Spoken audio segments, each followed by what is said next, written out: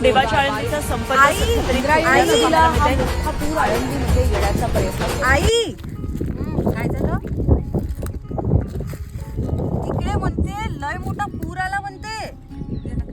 आपल्याला जाताही नाही येत म्हणते त्या थडीले जाता येते काय पूर राहतच असते का आता पूर ओसरती पण आई आपलं वेळेपर्यंत होईन ना पंढरीला जाणं हो होणारच आहे ते आपले मायबाप आहे ना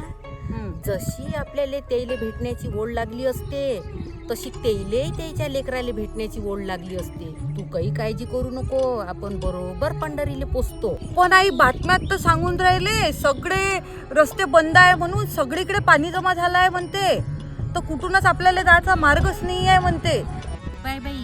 तू काही काळजी करू नको काळजी करणारा पंढरीत बसला आहे त्याला साऱ्या त्याच्या लेकराची काळजी आहे तो कोणाचीच वारी चुकू देत नाही तो कोणाचीच वारी चुकू देत नाही